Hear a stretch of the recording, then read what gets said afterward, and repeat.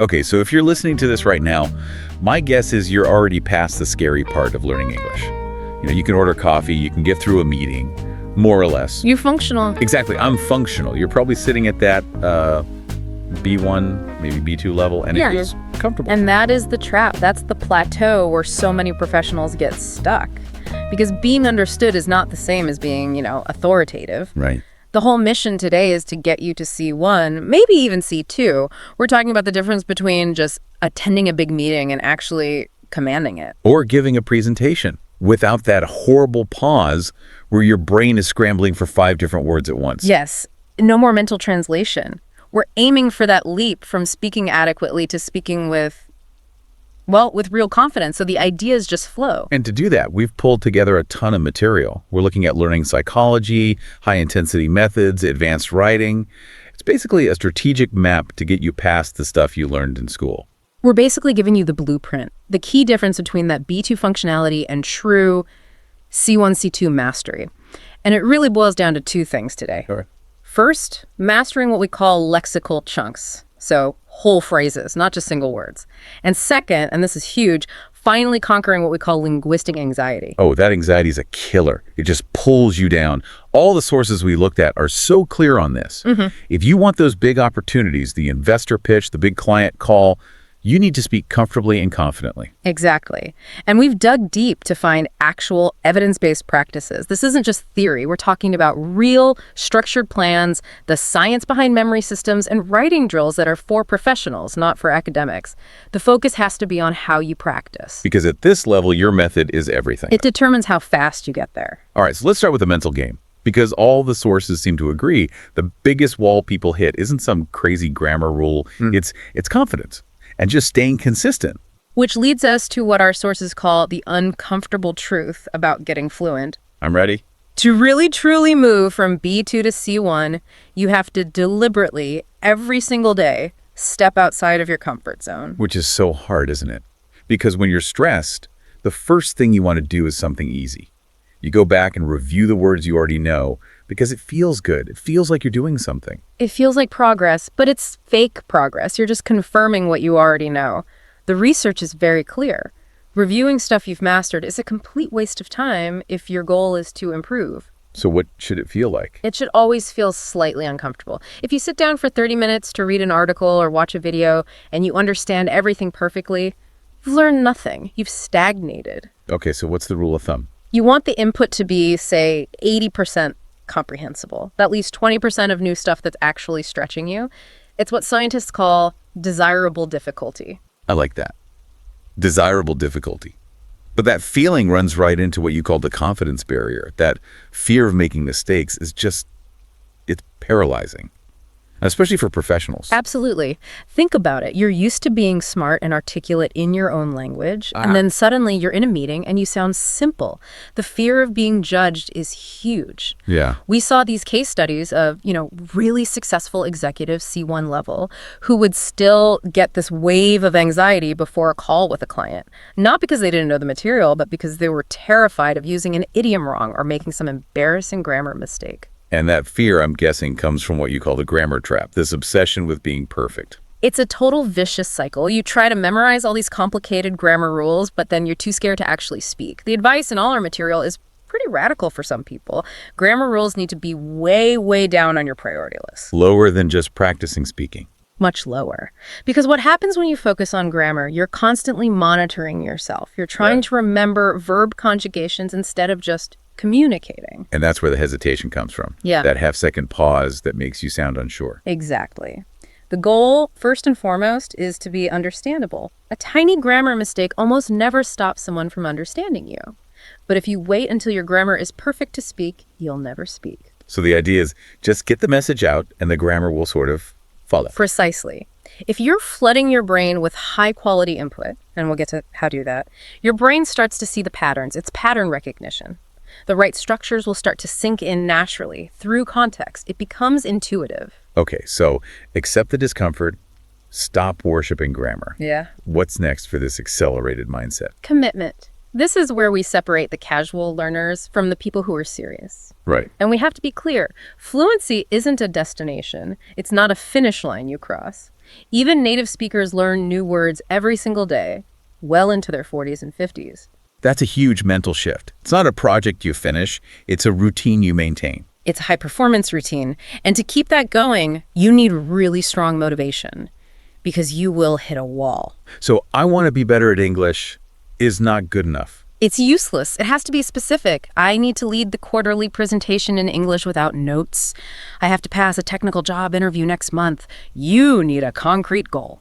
You mentioned that accountant, Lily, in the sources. Her goal was so specific. It was perfect. She didn't just want better English. She wanted to be able to explain her complex financial models so that her American bosses would finally take her analysis seriously. That's a goal that gets you through a tough week. So with that goal in mind, the sources talk about a pretty intense commitment, the 90-day plan.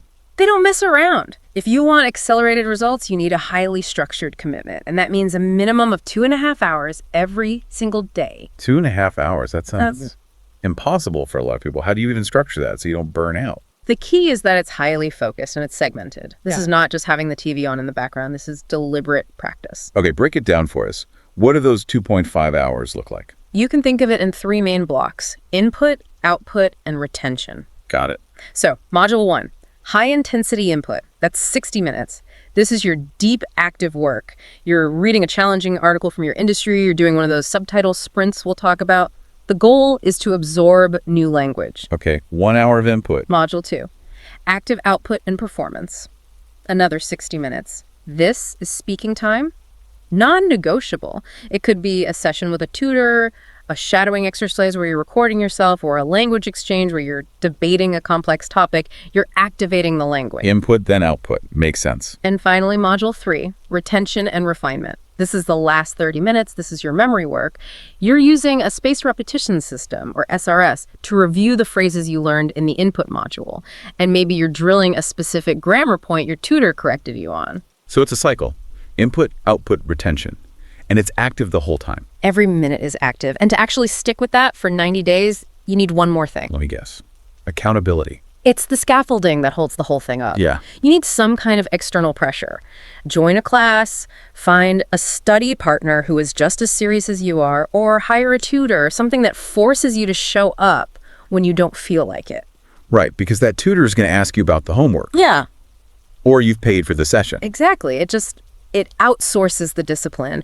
And a good tutor, especially, gives you immediate, precise feedback on your mistakes. That boosts your confidence way faster than just guessing on your own. Okay, so if we're all in on the 2.5 hour plan, let's get into that first hour.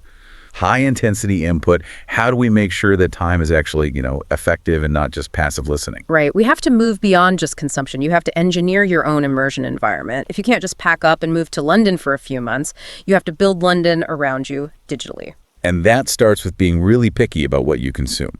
That I+1 principle you mentioned. The I+1 principle is your golden rule. You can't just listen to a random podcast for native speakers because you'll get discouraged and tune out. The I is your current level. The Brian +1 means you need to find material that is just one small step above that. So if I'm a solid B2, I should be looking for C1 material. Exactly. It has to be challenging enough to stretch you, but not so hard that you can't follow the main idea. You want to be in that sweet spot where you understand maybe 70 or 80% of it. And if it's 95%, you're wasting your time. You're wasting your time. You're back in the comfort zone. Now, the big question is how to make that input more efficient, especially for listening, because that's where most people fall apart in real-time conversations. Yeah, you can read an article just fine, but then someone speaks at normal speed, and it all turns to mush. Which is why the sources are so big on the power of multimedia. So, video with audio and text. Subtitles, but used correctly. One study we looked at was fascinating. It showed that for intermediate learners, watching an animation with subtitles was way more effective for improving listening than just listening to the audio alone. Why is that combo so powerful? Because it hits all the problem points at once. fast speech, new words, no context. When you can see the speaker's face, you get visual cues. The subtitles connect the sounds you're hearing to the words you know. It's like you're giving your brain 3 different ways to grab onto the information. But so many people just turn on subtitles and zone out. Oh, You're saying there's a right way and a wrong way to do it. no, there's a very wrong way. The passive way is the wrong way. You can't just binge watch a series and call it studying. The sources recommend these short, dedicated subtitle sprints. A sprint, what does that involve? It's maybe 20 minutes of laser-focused watching. You have a notebook, you're actively pausing, rewinding, and writing down new phrases. You're not just watching a story, you're extracting data. I see. It's active analysis, not passive entertainment. And you have to progress. It's a ladder. Maybe you start with subtitles in your native language just to get the plot of something really complex, but then you have to switch to English subtitle. To connect the sound and the text. Exactly. And then the final, hardest step, which is the one that really gets you to C1, you have to turn them off completely. Oh. That's the part that forces your brain to stop relying on the crutch and actually start processing the audio. It's tough, but it's where the real improvement happens. Okay, let's talk about that a bit more. Training your ear for real English.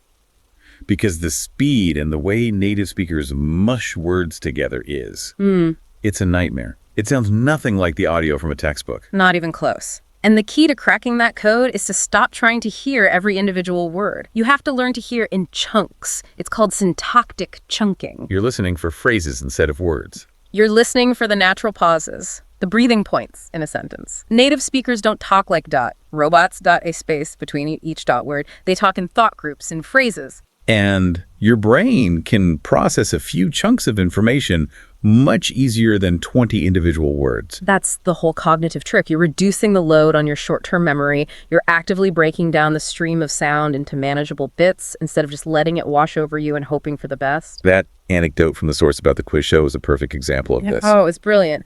So this learner is watching a parody of a quiz show, and they hear the host say something that sounds like one word, what you saw. What you saw. Right. But on the screen, the synchronized subtitle says, what did you say? 4 distinct words. And for the learner, that's a light bulb moment. Because their brain was listening for what did you say? Exactly. They were waiting for a pronunciation that would never, ever happen in a real fast conversation. But by seeing the written form and hearing the real compressed form at the same time, they can bridge that gap. They can train their ear to recognize what to say as a chunk that means, what did you say? That's a total game changer for understanding fast speech. It's everything. Okay, so we're taking in all this massive input. We're learning to hear in chunks.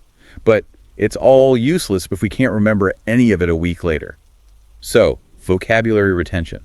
This is where we have to get really strategic with our memory. You can't just hope things will stick. And that means you have to be using a spaced repetition system.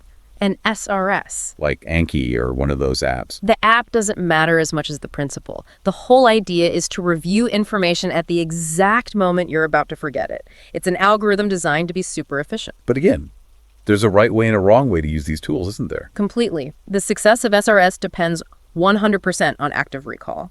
You have to force your brain to retrieve the information. So, no, just flipping the flashcard over immediately. No, that's passive review. It's useless. You have to look at the prompt and genuinely struggle to remember the answer. That little bit of struggle, that desirable difficulty again, is what actually builds the strong memory connection. And the sources say for advanced learners, we should move beyond single-word flashcards. This is maybe the biggest takeaway for vocabulary. Making flashcards for single words is incredibly inefficient at this level. You need to be making flashcards for lexical chunks. So the whole phrase. The entire sentence you found the word in. So instead of a card that just says approach, your card says, we need a new approach to client management. And the front of the card could be the sentence with approach blanked out, or maybe the sentence in your own language. Exactly.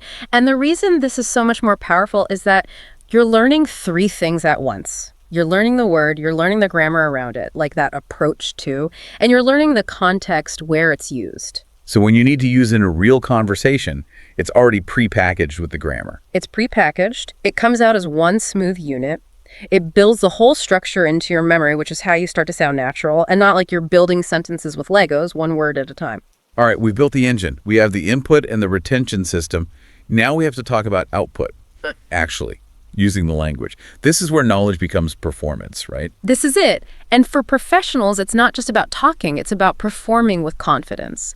And the most powerful technique for this, which is so often overlooked, is shadowing. I've heard of this, but it sounds weird. You just repeat what a native speaker is saying. It's much deeper than that. It's not just repeating the words. You're mimicking everything. Their accent, their rhythm, their intonation, even where they breathe, you're trying to speak almost at the exact same time as them. Okay, that sounds incredibly difficult. How do you even start? You have to do it in phases. First, you pick your model, a news anchor, a CEO giving a TED Talk, someone whose accent you admire. Then you start small.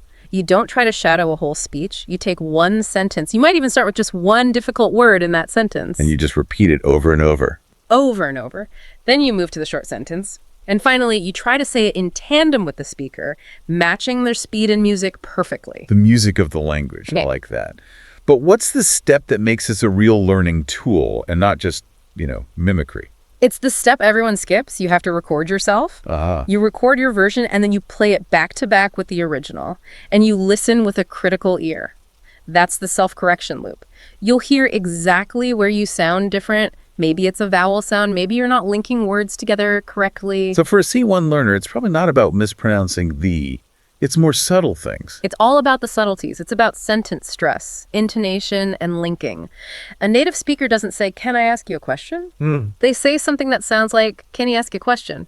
Shadowing is how you practice and master those natural reductions. And for that super specific feedback, I imagine a tutor is invaluable.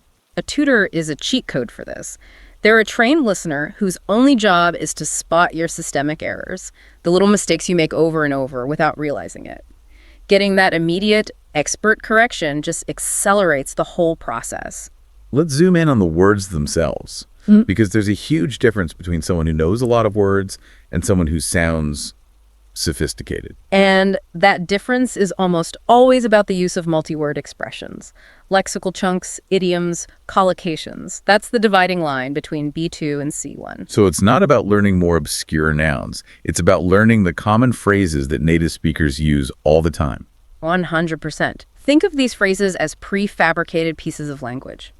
When you retrieve the whole chunk to bear in mind, you don't have to think about grammar, it just flows. A B2 speaker is building from scratch. A C1 speaker is assembling with high-quality pre-made parts. Okay, give us a couple of good professional examples, something that signals you've got that next-level fluency. A classic is go the extra mile. It just means to make a special effort. A C1 speaker might say, our team always goes the extra mile for a new client. A B2 speaker would probably say, our team tries very hard.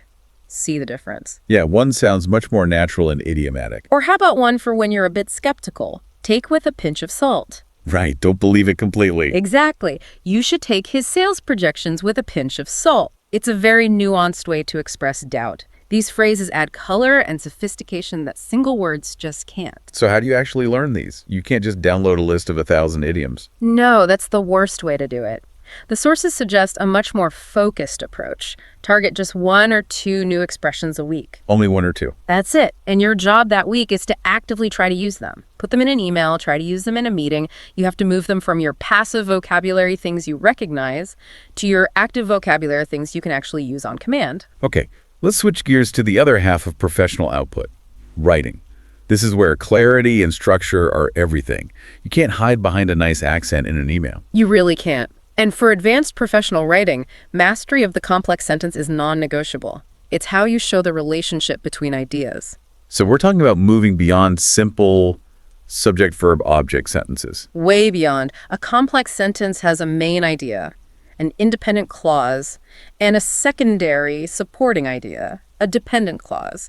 The magic is in how you connect them. With words like although, because, while. Exactly. Those subordinating conjunctions are the tools of a sophisticated writer.